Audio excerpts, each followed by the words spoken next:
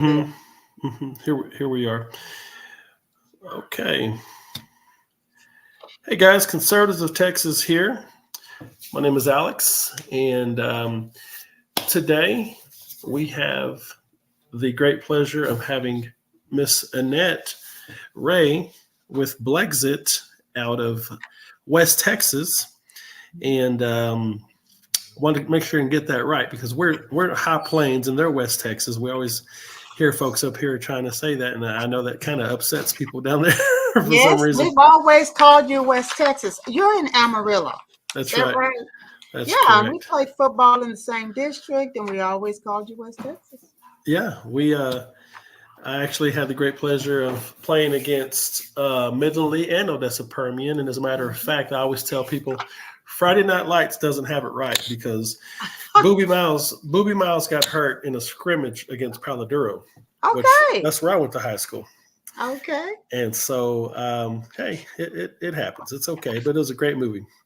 Did you? How long have you been in Odessa? Uh, I am a long-term resident of Odessa. I wasn't born here, but Hmm. I've spent my whole school career in Odessa.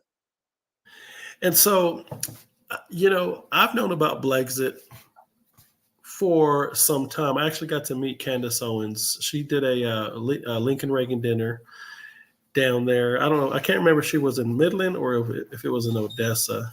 And I took my middle daughter down there to meet her. And yeah, so I don't see a lot of the name Blexit too much as I see Candace, but that doesn't mean that you guys aren't still doing things. It just I don't know who she's with these days, but I know I see her quite a bit still. What has Blexit been up to in Odessa? I understand you're a city coordinator for them. Well, I'm city coordinator, and Blexit is just starting a chapter here in Odessa. I think they had someone here in Midland about a couple of years ago, but when I went to the Republican convention, I saw the Blexit team that was there. I, like you, had heard of Candace Owen, haven't met her yet, but very interested in what's going on in the conservative movement for the Black community, because I believe that a lot of our values that we treasure as a community and as Christians is more aligned with what the platform is for the Republicans. And we don't see a lot of minorities that are involved, but over the last, since 2016, more minorities are waking up and realizing that our values are actually being attacked right now. And even during that time and in the previous administration, especially in the area of morality, uh, and the lack of support for the family. That's been a big problem. So I met I met well, I actually didn't meet, I actually missed the meeting and began to make some contacts when I returned home from the convention to find out how we could start a Blexit chapter here in this area, and that's how I became a city coordinator. Good, good. And so, Conservatives of Texas, we have folks in um, the Dallas Fort Worth area, also Midland, Odessa, and Jaime was the gentleman that introduced me to, um, you know, the conversations that he had with you about. I guess it was about a month ago when we were talking on the Yeah. telephone. I said, "Hey, let's get her on and let's see what we can do to work together under the umbrella of conservatism and loving the Lord." Right. So Amen. um, I think that if we can all get together and be one cohesive action group, um, to really be a force, it's wonderful because we all share the same principles, same values, but we're on different flanks. We have folks here in Lubbock, Luca, that's Latinos United Conservatives in Action with Melinda and Antonio Rivera. They're great folks. And then we have Rosalie Escobedo down in Euless area, Elder Camacho. I mean, so everyone's really coming together quite a bit. And they had a rally for Trump, I want to say about 3 months ago there in Fort Worth. And it was great to see all the groups together, going in the same uh, Red Sea direction, if you will, right? Mm-hmm. And so it's really a great pleasure to have you on. What is it, Miss Annette, that got you involved when it comes to, before going to these conventions? There had to be something that created this desire for you to even go in that direction. What was it about the way you were raised and the way that you were fashioned that even had you curious as to, make you what you are, as a conservative?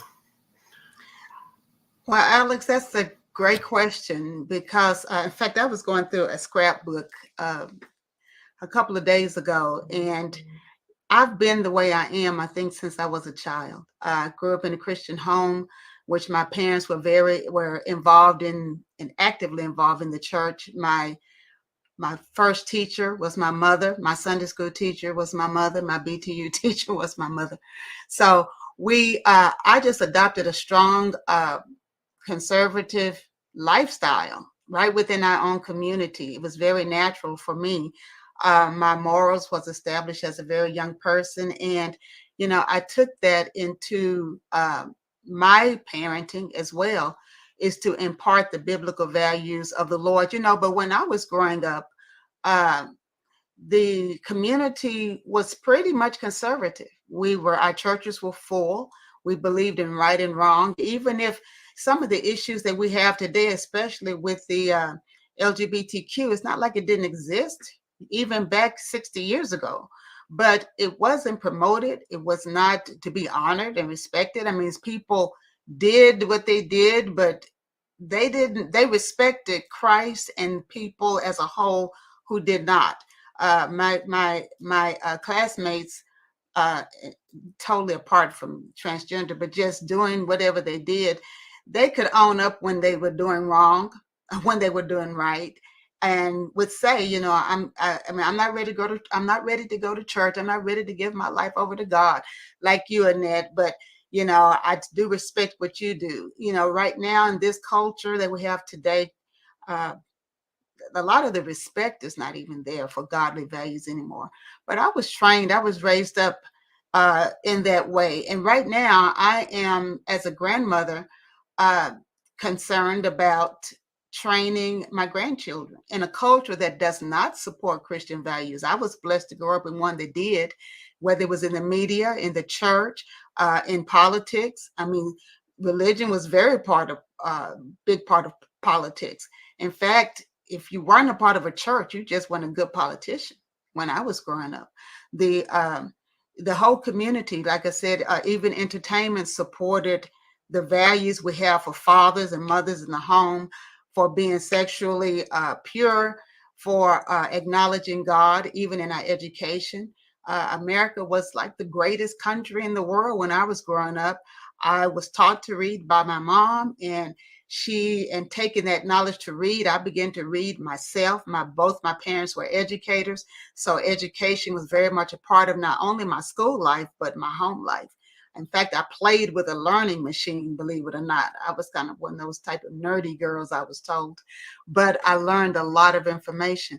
And the most important thing that I learned was to be successful, and to have a respect and an honor toward God in everything we did, in my business, in church, in my relationships, in honoring my parents. It was just part of who I am. So to see that slip away uh, over my lifetime, it's been kind of eye-opening. I was going to say disturbing, but when you read the Word of God, that you can see how cultures slip. And we are in a time where we have a chance to rescue a generation from the deceptions that they are hearing every day, saying that wrong is right and right is wrong. Things that I've heard all my life in theory, now I'm watching it, and it's it's kind of like an adventure. It's kind of interesting. It's not fun in like a entertaining way, but fun in a challenging way to jump in there and to get involved with telling our and helping our young generation to reconnect with things that we know that works. That's a great explanation. How did you ensure, and you know, it sounds like your parents were a great influence. How did they make sure to insulate you from the nuances that we hear from time to time on how the culture can kind of arrest a person in a sensibility of, hey, this nation was founded on, you know, slavery and those types of issues, and they start to really pose this platform of kind of, you know, this country has it out for you type of attitude. How did you guys make sure that that didn't infect your way of direction? Because if we look at the history, we know that the Black community, the history of, you know, the opportunities that have been bestowed upon, you know, your culture, and the adversity that you guys have faced and pushed through. I know that the liberal left loves to remind everyone of, hey, you don't ever forget, and you know, they're just out to get you. But in observing these attributes, I noticed that, you know, you have folks like Madam C.J. Walker, you know, the first millionaire in America as a woman, and she was African American, you know. Mm-hmm. And I thought to myself, well, how does that happen if, you know, the one side is saying these things? How did she push through the ashes? And when you learn and read about her, she says things like, you know, don't let them keep you down, and just keep going. How was it that your family made sure to keep you guys from being you know, from carrying on this attribute that we see so often? You know, how are you guys protected and insulated from that, if you don't mind me asking? You know what, you're asking a really good question, because the key word is we were protected and isolated. My parent was a parent, and um, and that is key, I think, to. And what I mean by she wasn't, my mother was not a parent. Okay, let me just go back and give my father some credit, because during the time that I was growing up, my mother was a full-time mother, housewife. And I always say kudos to my father for growing up, overcoming poverty himself, growing up in a single parent family, being one who worked in the cotton fields and pulled cotton with his mother and his grandmother as a child. He defied the odds of being the statistics, because his brothers and that were ahead of him, they were part of the typical Black statistics. So it goes back to me with a father that made a decision when he was in high school and challenged by one of his high school teachers, saying that if you don't decide to do something different now, you will be the same way as a man that you are now as a high school student. And he reflected in his mind, going through his neighborhood and seeing uh, older men that were still living like teenagers. They were still chasing women. They were still going to the clubs. They were drinking. They were smoking. They were not handling responsibilities as a man. And he decided, and they were having children outside of wedlock. And he decided that as a young person in high school, that he was not going to do those things. And at his funeral in 2020, I had the privilege of standing and speaking on his behalf and saying, regardless of what he accomplished financially, which he was an educator and he did well, but he accomplished more than most all of his grandchildren, all of his children. I say he stayed married to the same woman for 60 some years, and all of his children are his children, and he raised them together with her. And my mom also made a decision in a whole nother part of Texas that working as a maid, that she would raise her children with middle class values, because the woman that she worked for gave her one important assignment, and that was to take care of Johnny. That's the story she would tell. She said, if you don't get the housework done, if you don't get anything else done, make sure you take care of Johnny. And there were some responsibilities. And she said that the things that she had to do with that little boy, that wasn't happening in her community. And she began to, she made a decision that she would raise her child like Johnny. And she did. So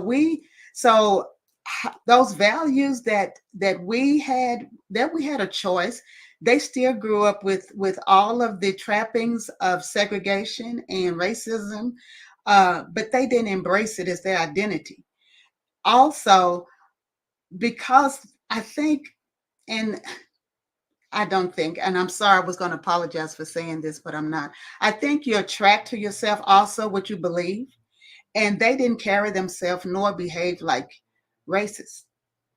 Uh, I've never seen them mistreated or talked about in a negative way. In fact, my father and mother told lots of stories of how they were helped along their career journey or in their personal lives or even their neighbors by white women or white men. My dad, when he was in the military, was given a car to drive by one of his, I guess, colonels or sergeants or whatever. So I never had that in my mind to think ill of white people. The other thing is because my mother taught me how to read before I went to school. So I skipped kindergarten and went to first grade and was making straight A's most of my life in high school. Uh, I read my Bible. My dad used to be a salesman as well as a coach, as well as an educator. And one of the things he sold was encyclopedias. And those 12 volume, those 10 volume books of Bible study, which I have one in my library, I read the whole thing as a young child. So I embraced the values that God has set forth in the Bible at a very young age. My parents were very firm and disciplined, and my mother was. So what she said, she was a one-time tell your mama. So whatever she said, we pretty much did. And one of the things she didn't allow was for us to follow the crowd. So when Black entertainment started becoming more popular, it was usually rated R with inner city type of themes and profanity and violence and sexuality, all of that. We didn't get a chance to go see any of that. And they modeled what they taught. So they weren't, they were just, they were a Black version, I guess, of the Brady Bunch. So I'm not sure, but it worked for us. And was there racism? Was I exposed to it? For sure, because I grew up in a Black community, and preachers preached about it. And but even though we went to Ector Junior High School and it was a predominantly minority school, we didn't teach racism. We didn't talk about racism. In fact, our staff and teachers expected us to be excellent. They pushed us. There wasn't all of these labels and excuses for failure or tolerance for it, actually, or misbehavior that we have today. So I think it was probably the community as well did not support uh, racism as an excuse for our failures or our. We were pretty hard on each other to be successful, to make right decisions, to do the right thing. Um, I think that pretty much answers that question. Yes, it does. Yes, it does. So I'm Hispanic, and we hear folks classify us as the Black and brown and whatnot. DEI, Mhm. when to me, it's just a different way to package, affirmative action and things of that nature. I always, as a Hispanic, I always was insulted that folks needed to say to me and to the Black community that we need to look at lowering the bar, lowering the standard. And to me, I thought that's the most racist thing you could ever say. I don't know how they get away with it. Tell us a little bit about, diversity, equity, and inclusion. What does it mean to your spirit when you hear folks? It usually comes from the white liberal, if I'm going to be quite honest, that wants to act as if they're really our friends, but they're really not. They're actually, in my opinion, the most discriminatory folks of all, to say, well, the standards, they can't reach that level. And I'm thinking to myself, have you never heard of Whitney Young? Have you never heard of Booker T. Washington? Have you never heard of, all these other folks? Why would you guys come to that conclusion? And it's so strange. So have you experienced any of these little situations with, what's your take on DEI? I'll just ask it like that. Well, that's a good question. DEI. I was born way back, and being in the family of educators and being an educator myself for 20 years, tolerance was a big deal when I was teaching. And I get it. And because, let me just start. When there's a scripture that says, to the pure, all things are pure, but to the evil, or whether all things are evil. And in other words, if you are looking for the devil, you'll find him. And if you're not, you won't. It depends a lot of the way I think a person thinks about a certain situation and a topic. So I believe that the civil rights movement was an amazing thing. In fact, Martin Luther King, from my teenage mind, as I grew up and learned more about him, I was a child when he was alive. The impact that he made, I wanted to be like him. I wanted to be able to influence culture for God and to help liberate the minds of Black people even more from the victim mentality that was even taught in the time that I was growing up. And the diversity, that was a good word growing up. It's a good word now. I mean, I'm a diverse person. I have a lot of different interests. I can do a lot of different things. To be included, that's a great word. Everybody wants to be included and be a part. And as Black people that was segregated and grew up and lived in a first of all, in the country that you were segregated, and then in your community where segregation was legalized, being included was a great thing. We could be now part of of making ourselves successful. We could be part of business. We could be part of education. We could be part of whatever it is. We literally grew up in the world where we believed and were taught that we could do whatever we wanted to do. And the government was, of course, stepping in, and affirmative action was supposed to be able to give some opportunities that we didn't have to kind of equal the playing field. So that's a good word. So all three of those words were great words, and they should have had a great outcome. But to me, it was like I used the term a Trojan horse, or like Satan in the garden. They come with sweet words that have a positive meaning to me because that's the way I learned it, and that's the way my heart is. I'm not thinking anything evil about it, but inside of it was an insidiously dangerous plan. And I honestly think that the plan started out to be, or could have, let me just say, could have started out to be something had to do more with race, but I think it had to do more with sexuality, in the fact that the diversity and equity and inclusion has become more to mean sexual diversity and sexual inclusion and sexual equality that to the point that children are being taught how to have sex in preschool, and not normal sex, or I'm going to call it normal sex between a man and a woman in marriage, but rather like whatever you feel like and can imagine. So I'm thinking that it was a Trojan horse, actually, for what's happening right now, for the transgender movement, for things that are very harmful to this generation. I would have to agree, because the word says something that's very important. It says, "You shall know them by their fruits," and you said the word outcomes, and so what they want to bring in as this Trojan horse, if you will. You know that it's indeed a Trojan horse because of the lack of outcome. Right. Right now the African American community makes up right underneath. I think the number that I last heard was 13% of the population.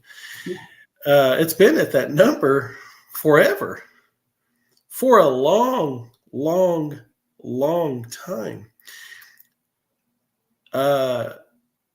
It has a lot to do with abortion and genocide Has to do upon with the Black abortion. community. Yeah. I was just looking up those stats today, and because I'm working on a writing project for that, especially about how I'm concerned about the Trojan horse. I'm concerned about the Black community being used as a Trojan horse to promote the values that we don't agree with as Christians, and to make it normal. And one of the questions that I was investigating, how many children we have to have as a Black community in order to actually double our population. And right now, the birth rate is 1.9%. It would need to be 2.1 in order to replace our population. We would have to have 3 to 4 children.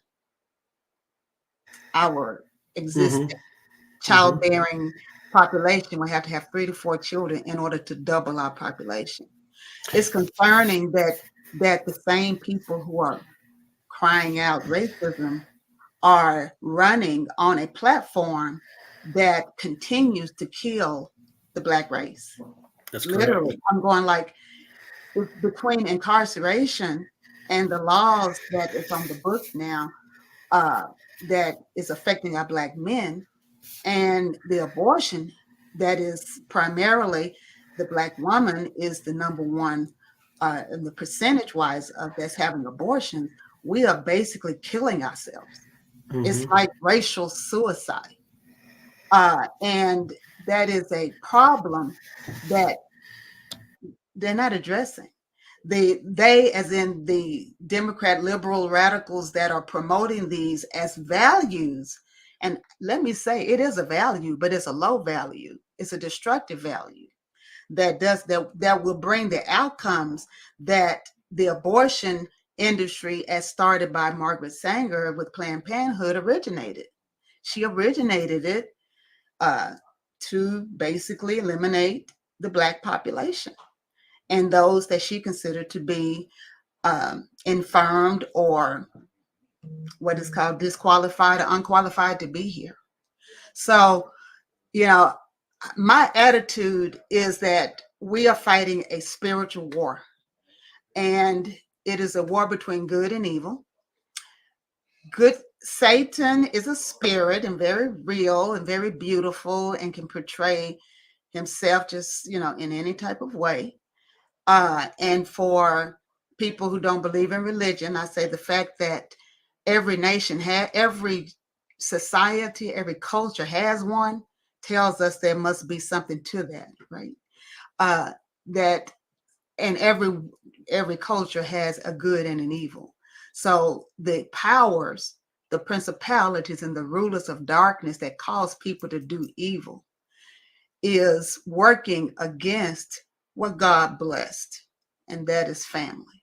That is the role of a woman being the female image of God, and the role of the male to be the man to be the male image of God, to come together and be a whole person that reflect the total character of their Heavenly Father. That's what that's what I do. I am a family coach. I'm writing. I have curriculum. I have a program that designed to help parents, especially young parents, include their faith in their daily walk with Christ as they raise children and model that image, and no longer reflect and echo the voice of a culture that have turned against God. Wow, that's amazing. Have you heard of the 1916 project? I've heard about it. Yes. Not 1619. That's the Okay. that's No, the I'm sorry. I'm thinking 1619. the 1916 project is a great history of the genocide upon the deplorables, that they define us as being black and brown folks, and also the lower class Caucasians in this country. It's very interesting, and it speaks of a wide array of information on Margaret Sanger and how she connected with these community leaders, um, to do what you just described as suicide upon your own culture, and convincing folks. Why is it that no one catches on to this Trojan horse when it comes to their wording of healthcare upon the less fortunate? Why does it always have to?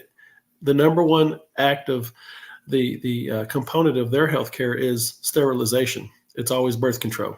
Why is that?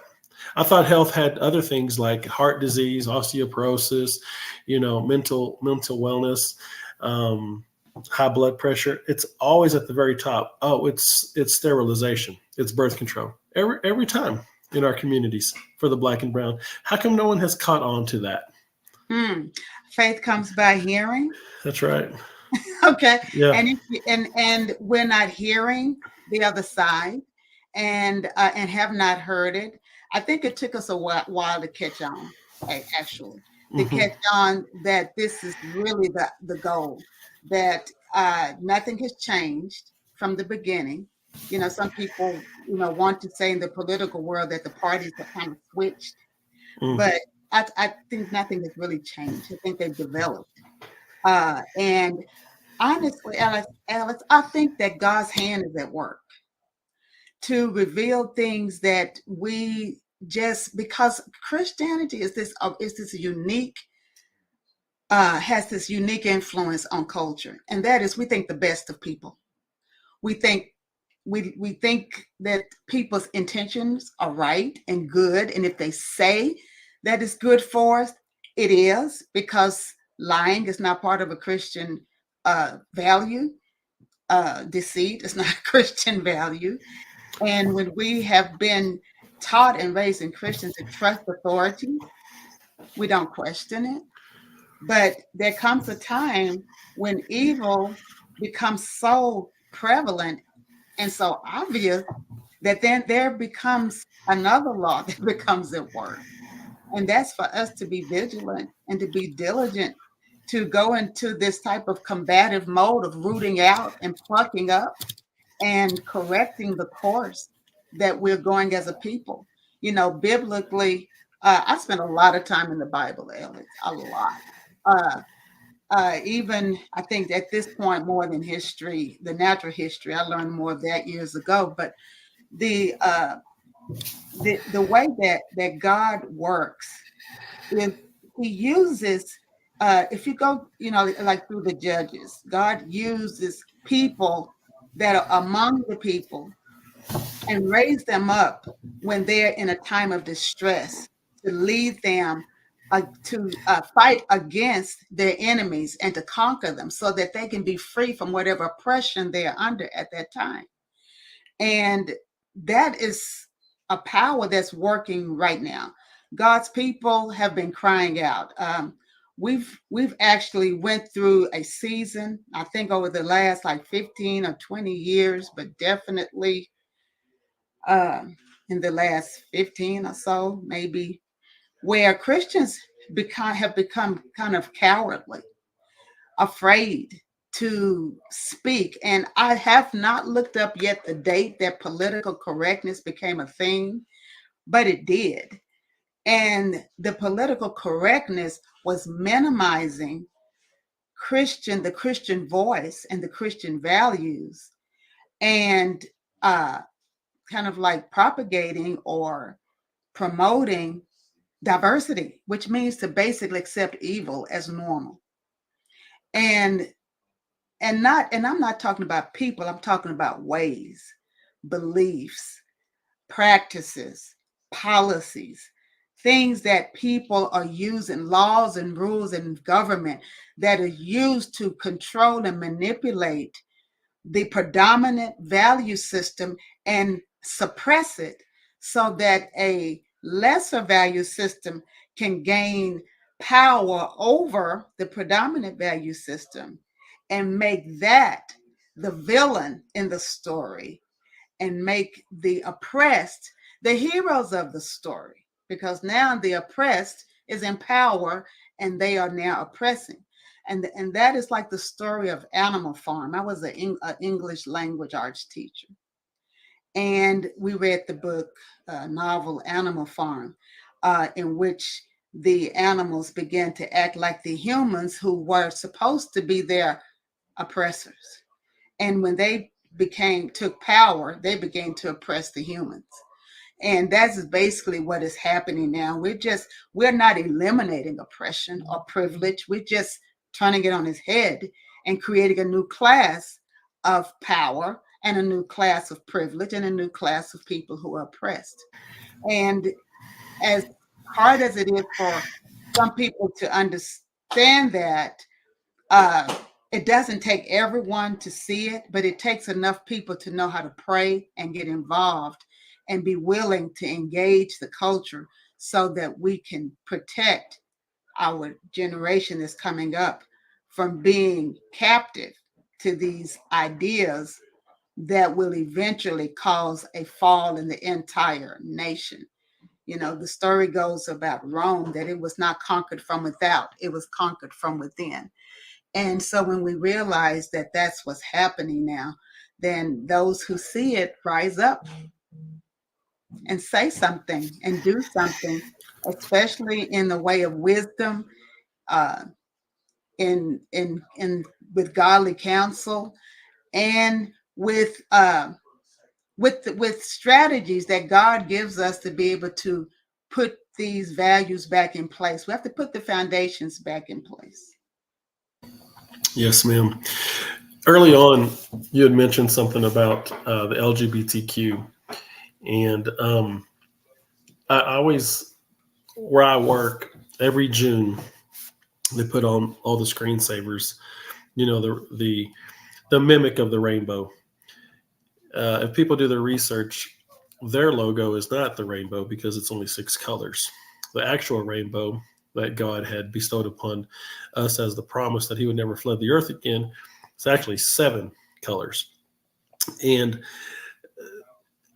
you know, the month of June, I tried to plead my case to the company and send them an email and say, why don't we celebrate Black Music Month?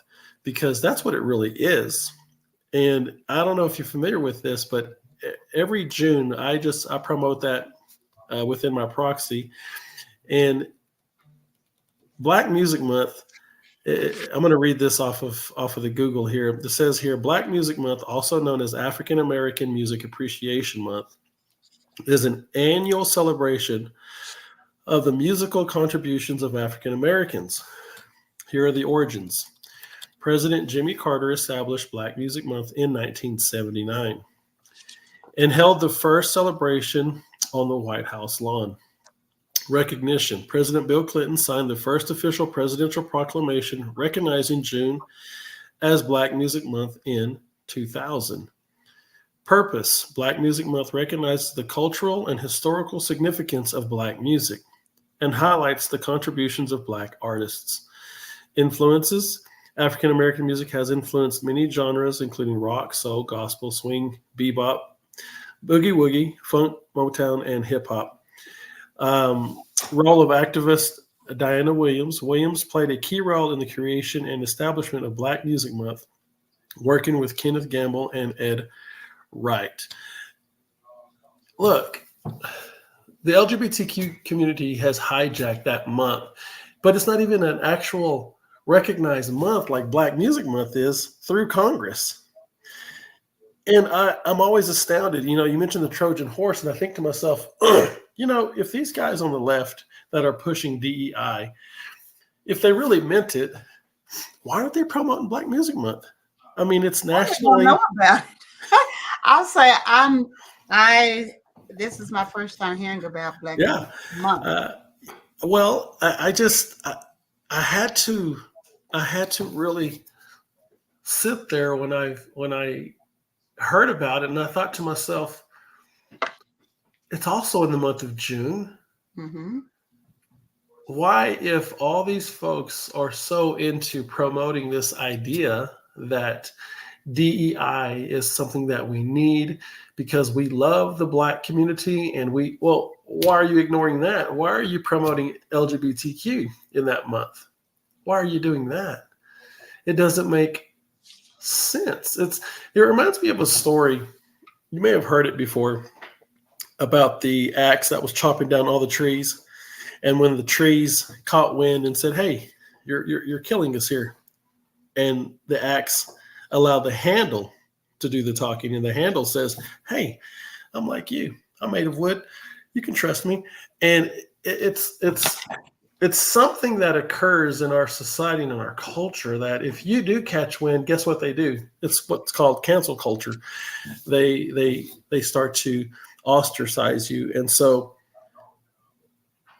it just seems as if, you know, when you mentioned the LGBTQ situation, it reminded me of wanting to bring this up, and it turns out you never even had heard of it, and a lot of folks have not heard of it, but it's in our congressional record. It's there, and it was voted on, and it's supposed to be recognized, but Well, you know, as you were mentioning that why the LGBTQ month opposed to, and it's also during the same month if we celebrate in Texas, of course, Juneteenth. But there are other flags as to tell you that the Black culture itself in isolation was not the target here. Because I'm just thinking back during the Obama administration, the LGBTQ movement was, I guess, like Kamala is promoting abortion as her issue. And it's a right for women to be able to have abortions as if a baby is a member of her body and not a separate human being. The Obama administration was promoting, men in the transgenderism, men in the women's restrooms, men competing in sports. And as a Black president, there was no particular or singular initiative to help the Black people in his presidency. And it is an odd thing that on one hand, racism is used as kind of like the war cry of the Democrat Party, yet the race that they're talking about primarily, which is the Black people, their issues are not being addressed in particular. There are no reform, and I will continue to dig deeper into this because I certainly don't want to accuse an administration of doing something they did not do. But I have not seen any particular a bill or legislation or anything pushed to the Supreme Court that had to do with the Black community. His biggest efforts was to promote the LGBTQ community as well as the Muslim community. And so I think, again, it's faith come by hearing. I mean, we've seen this over the last 8 years, that if you say something long enough, people will start believing it to be true.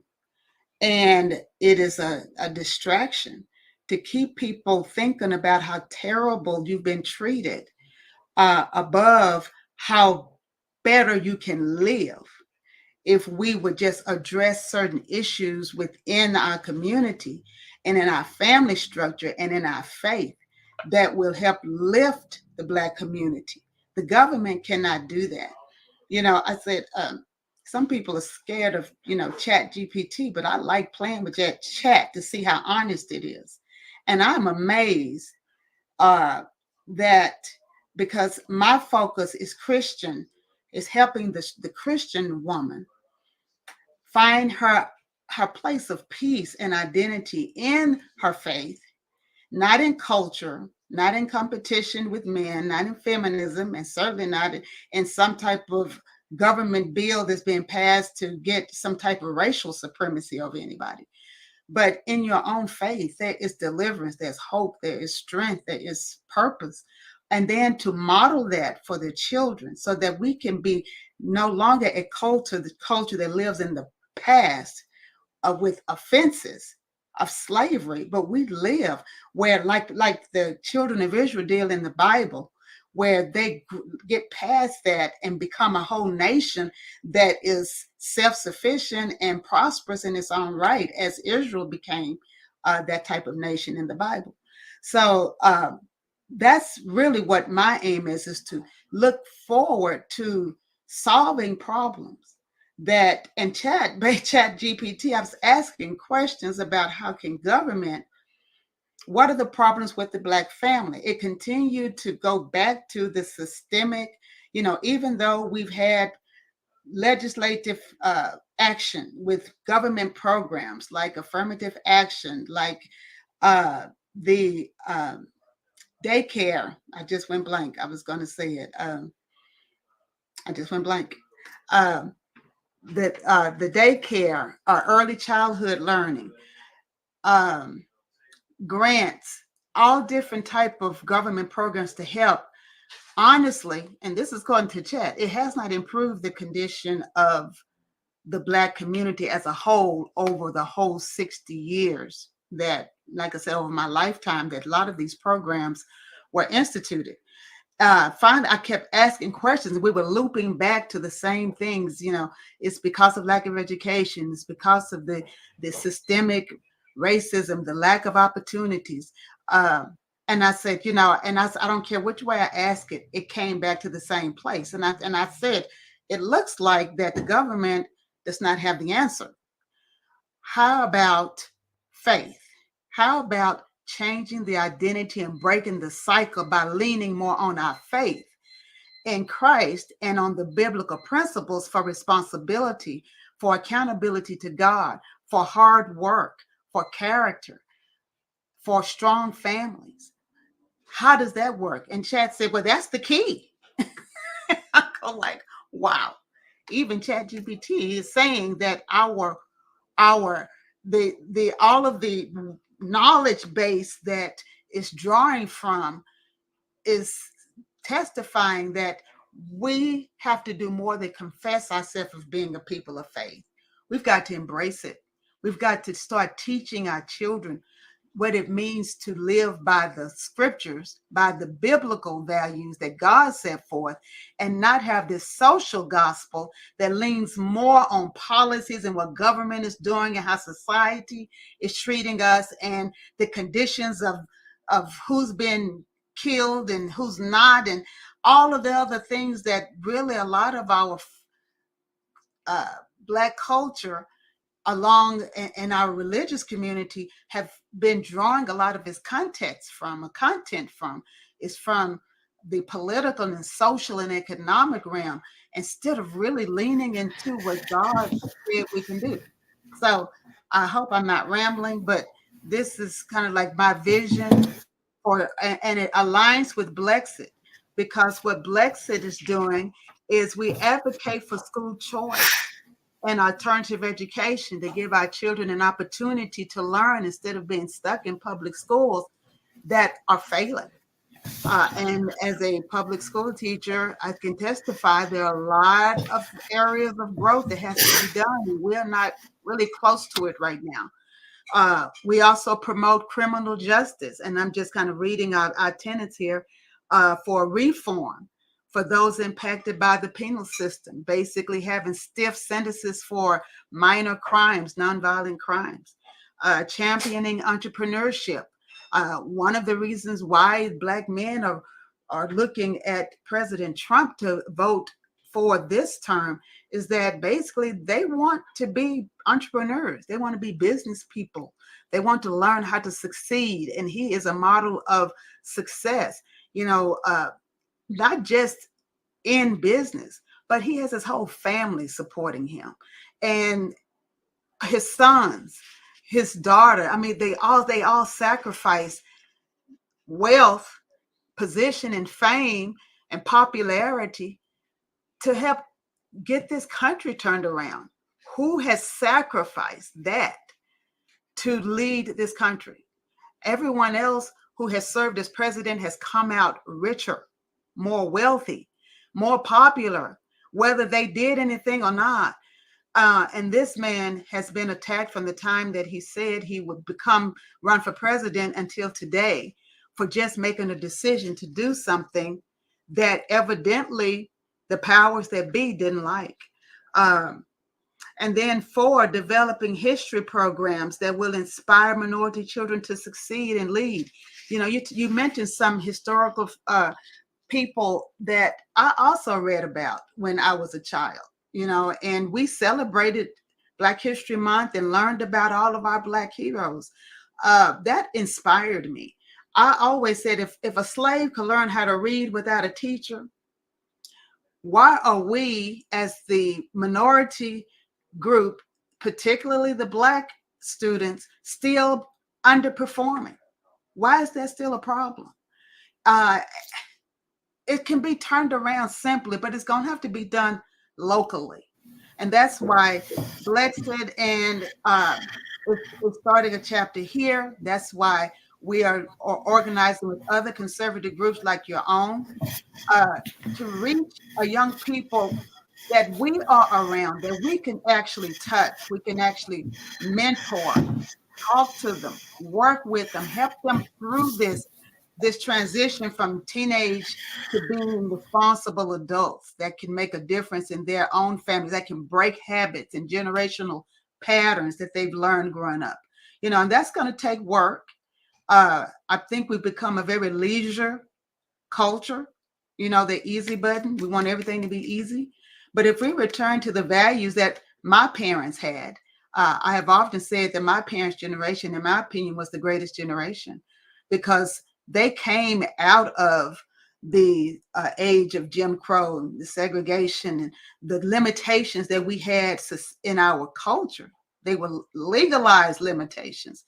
They came out of that and had stronger families than we had today, stronger churches than we have today, stronger values than we have today. And they accomplished more than the average Black American today. With all of the wealth that we have in the Black culture, we still have very little of those wealthy people contributing and giving back to help build up the Black community.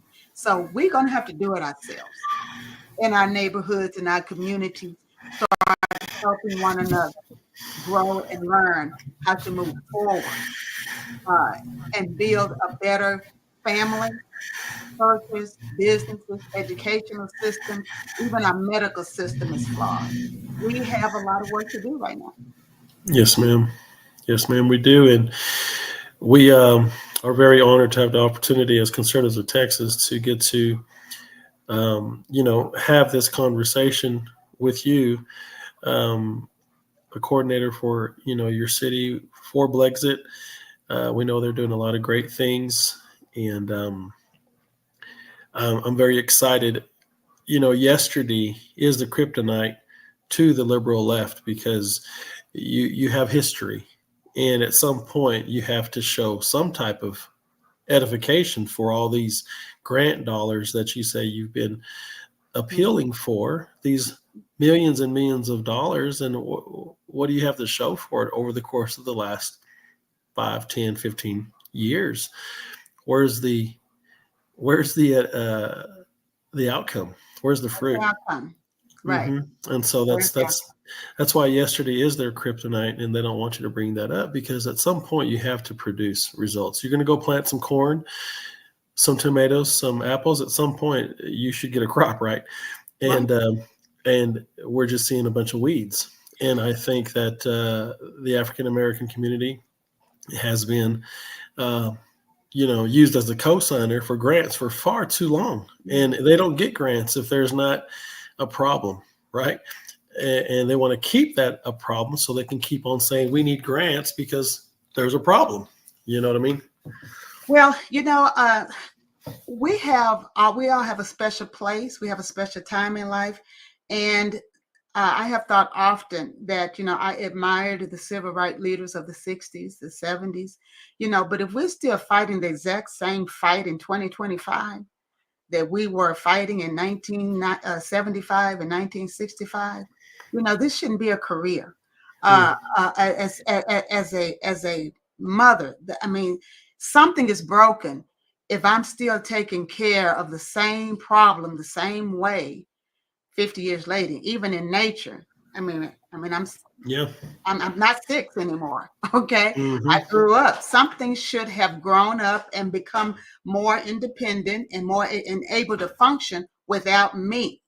I have to form another place for myself, even in nature as a mother. Once, we as parents, and I don't know if you are at this place, but when you become an empty nester, you don't go grab your children and bring them back and put them in the house and start putting them in diapers again and talking about, you don't do that.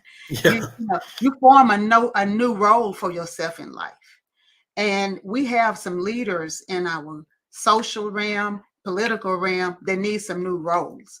They need to find their value in doing something else besides complaining about the injustices, all of the stuff that we should have if they have been doing their jobs and helping to edify and improve the condition of the Black community. It should be done. And if it's not, then we have to step back and say something is wrong. Either we as a people are special needs. I mean, we have to have care for the rest of our existence in America, or the way that we have codependent government, codependent leaders who have to have us in order to have a place in this world. We have to get past that. And that's where we're going. We're going past that. Yes, ma'am. One of my heroes, and we're getting close to an hour. That went fast, didn't it? So one of my heroes, I don't know if you've heard of him, but his name is Whitney Young. And are you familiar with that name by any chance? I'm not. Whitney Young? I'm not. So he was doing the same thing as Martin. No, you're fine. He was doing the same work effort as Dr. Martin Luther King Jr. was, but yet he was doing it, championing the same civil rights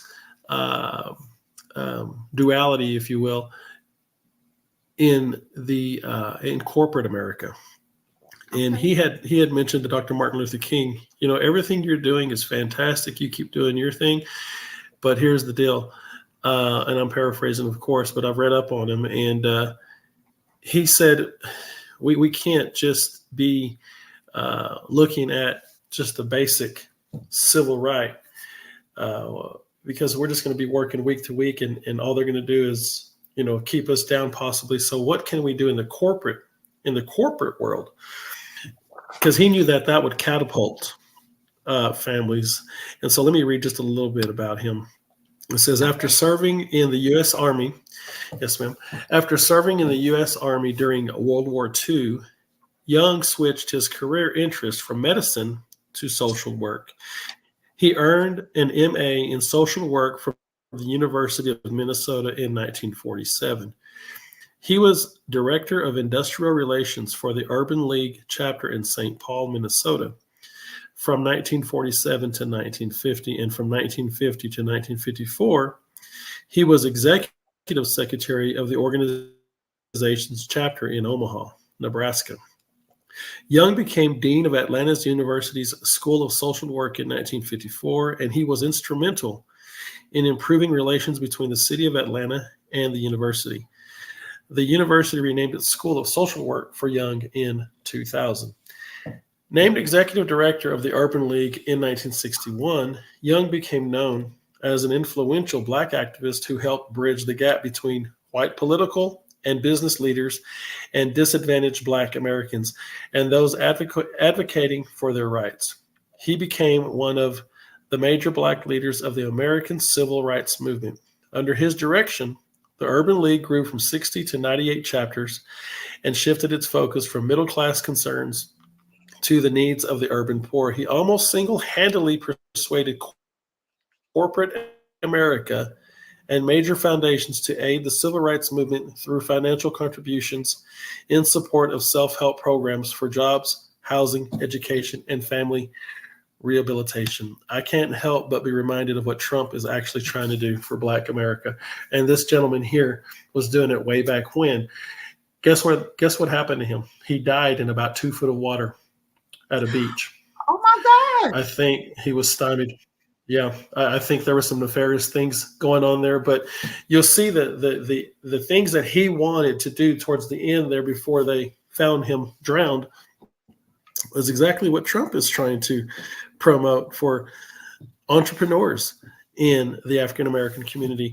And why is he so? Why is there so much opposition for that? You know, it just doesn't make any sense. But I would encourage folks listening to this to research him. He's phenomenal. Like I said, he's one of my heroes. Did you say his name again? Whitney Young, Whitney. Dr. Whitney Young. And that's Yeah, W. he's a fascinating individual. Okay. Whitney Young. Well, it's the courageous, they're very few to do that. And when we realize that we're here for a purpose, and that purpose may not look like we thought it would. It seems the more that it's being uncovered, and that's always been my prayer, especially the last 3 years, is that the Lord will uncover things that's been hidden. Not just the bad things, but also the good things. Because there are good things being done that you don't hear about. There are people that are, like you said, these heroes like Whitney Young that, have lived and died, and he doesn't get the credit and the acknowledgement that he should. You're bringing him out. That's good. And I will be looking him up as well. But when we realize that our value is bigger than our comfort, it may not be comfortable to make that difference that we're talking about, then we can have courage. I think about the apostle Paul. The Lord warned him that it's going to be a hard road, but he was a man that had great depth. He had success already in his life. He's sort of like Trump. He's had success already in his life. He said he was a Pharisee of Pharisees. Yep. He had a religious, a fervor. It's a fervor that's sort of like, sort of like the left. It's kind of like really strong to just, stick by whatever they believe, regardless of how harmful it is, regardless of what, it doesn't matter, because they believe in it so much. But when he met Jesus, it changed him.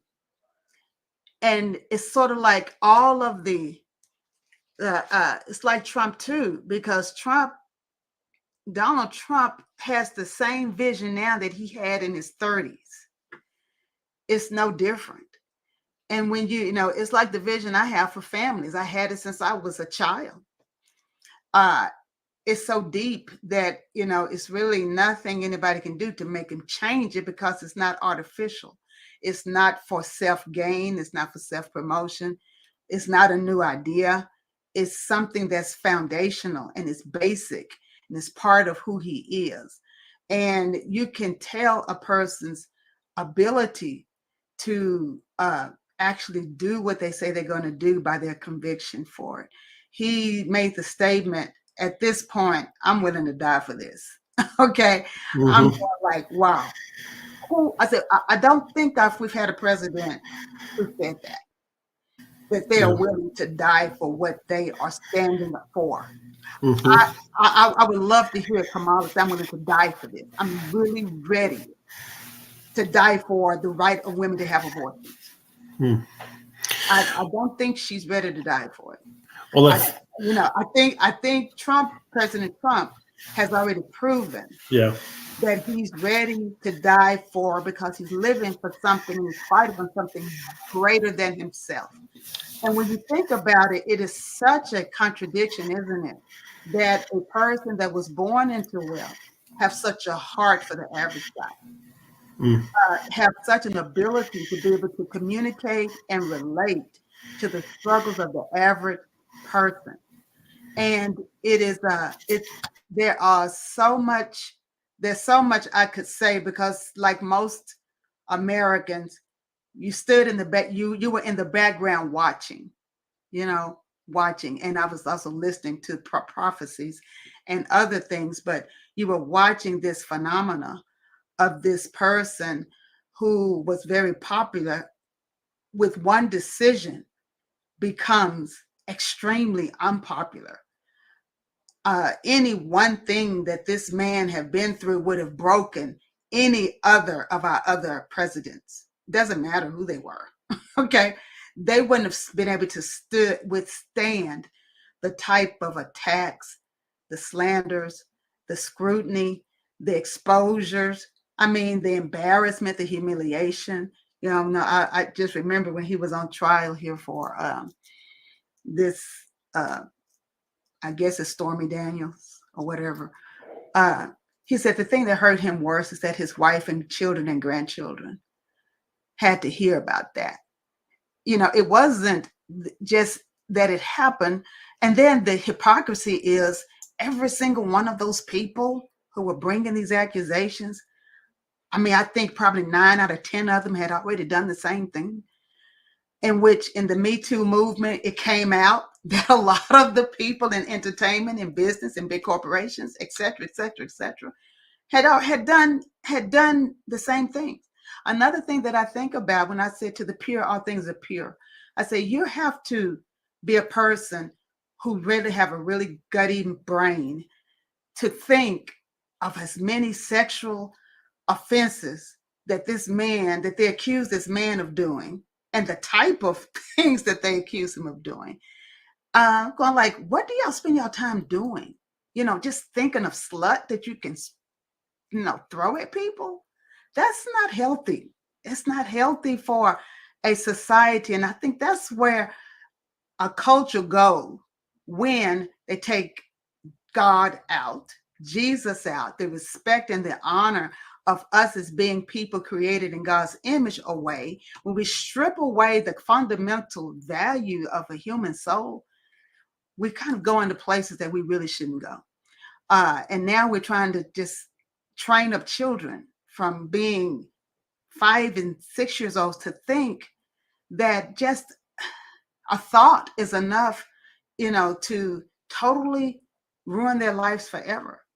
We just have a ways to go to get back to some type of stability and sanity in our culture, because even a lot of our churches are supporting these things. And if God says it's wrong, the Bible doesn't all of a sudden become a hate book. The people who accuse the Bible are walking in a spirit of hate. And so we have to, by the love of God, the Lord say you should win them by your love. I'm not going to put down and whatever these people, because faith comes by hearing. Most people who support a lot of these ideas have heard them portrayed as something that's going to be beneficial and helpful and liberating and free. And those are all wonderful things. And they believed it. And the hardest thing to admit for any of us is that I'm wrong. That's like the hardest thing.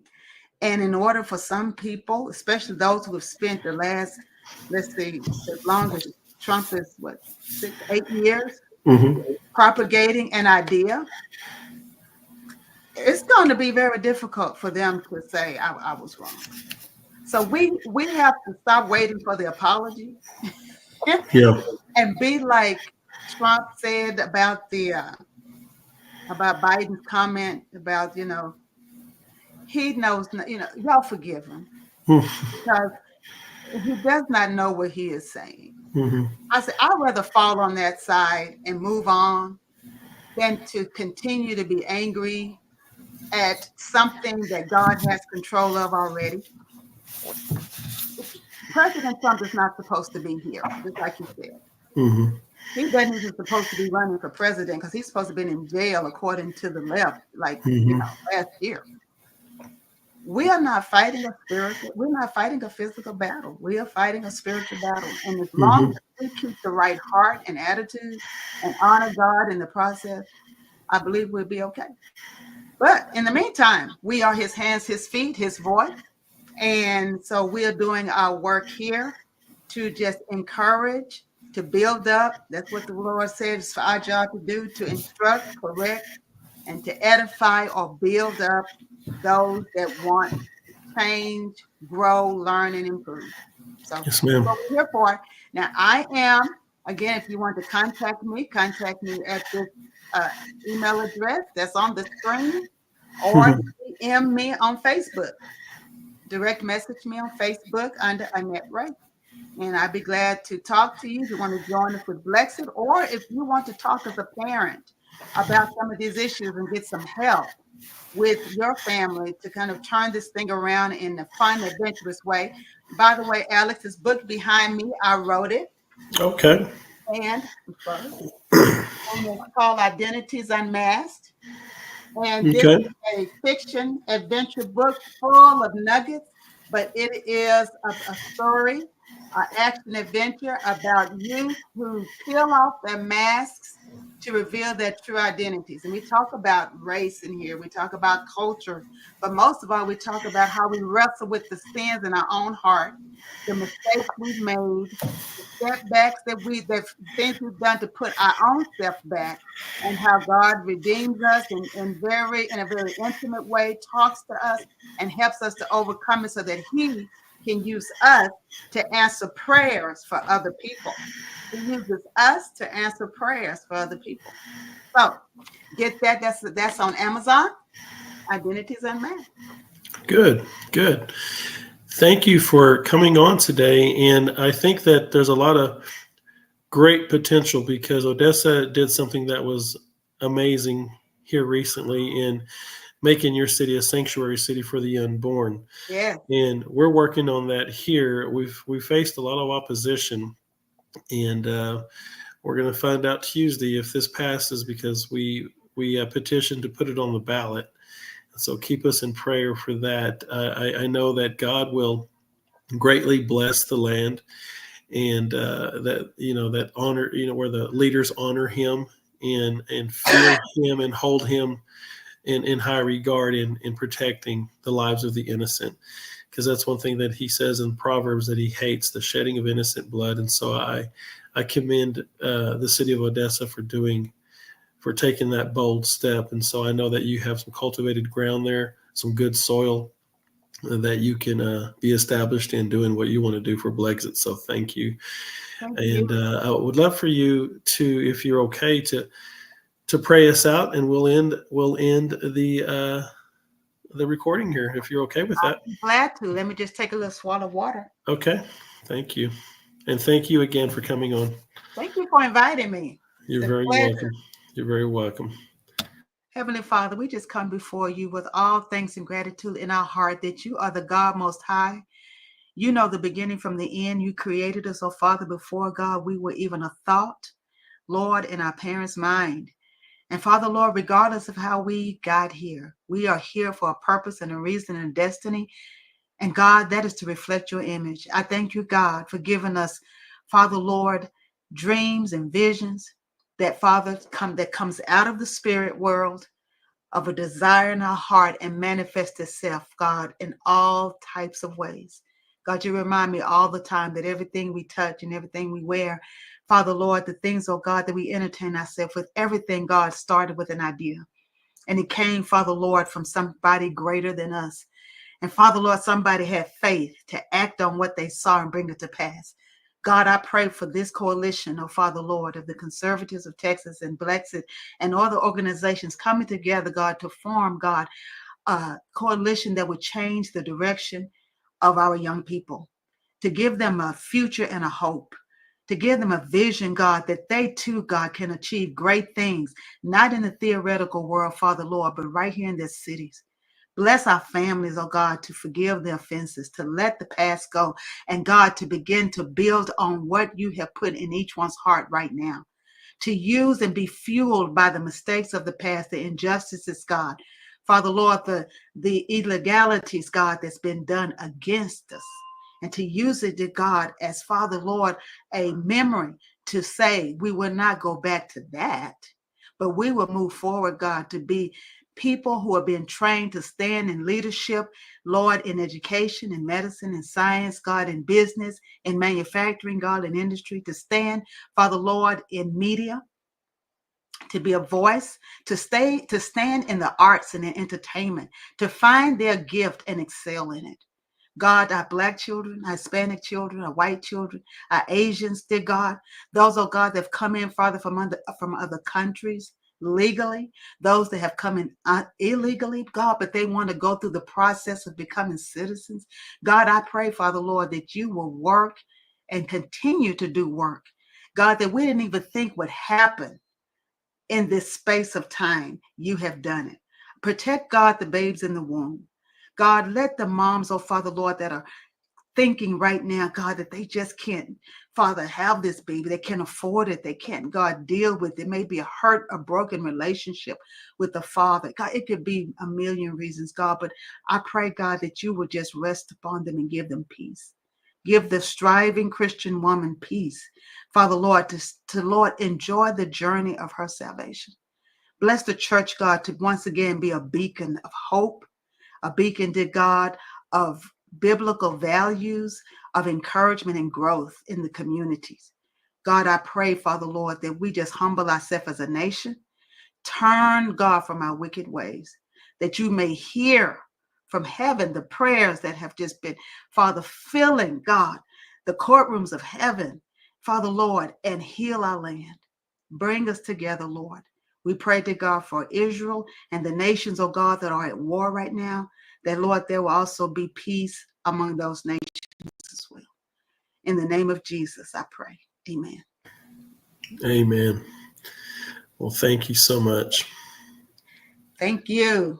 You're very I welcome. look forward to meeting you again and meeting you in person. Yeah, Together. y'all ain't too far away. Okay, I think it's